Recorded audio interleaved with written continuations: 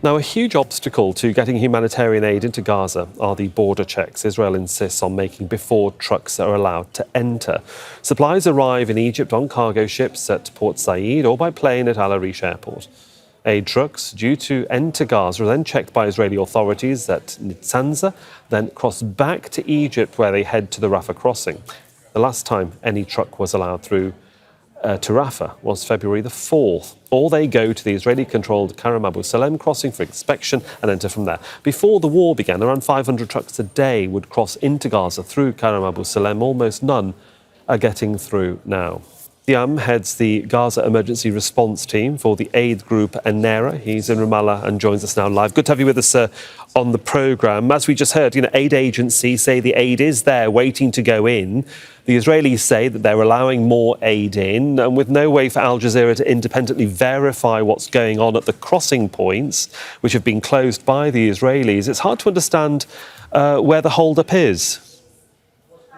Sure. Thank you for having me. As Matthew was mentioning, the crossings are really the impediment to getting aid in. We're now 260 days into this war, more than 8.5 months into the war. So the situation on the ground has become desperate. The chaos is ensuing, and both now the north and the south in Gaza, since the operations in Rafah began early May. So the amount of food and other aid entering into Gaza is insufficient to meet the soaring needs. What was before a challenging situation has become now even more desperate and almost impossible to deliver aid on the ground. So let's talk about that. Let me just jump in there and talk about the logistics here, because we know what the problems are, certainly from our correspondents that are within Gaza. In terms of your knowledge, how many aid trucks do you estimate, from your point of view, are waiting to go in from the official 7 crossings that are available to Gaza, but in theory, there are only 3 potentially working? So from our experience as ANERA, we've had almost 80 trucks enter into Gaza recently. What's needed is, as the numbers have been mentioned, more than 500 a day. And this requires a lot of coordination to get in. So with the delays of inspection, with the delays of approvals from the Israeli side, it does not allow aid to get in. We do need a permanent service supplier to happen in Gaza for the recovery to begin.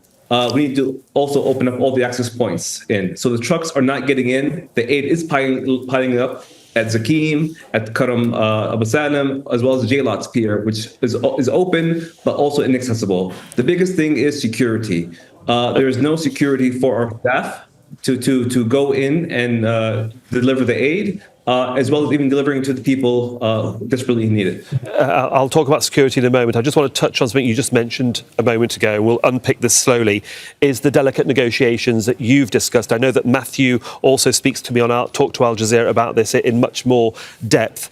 But can you explain to our viewers the amount of, or the variety of the delicacy of the negotiations that you have to participate in to get that aid in? I mean, what are those negotiations with the Israelis and how delicate are they?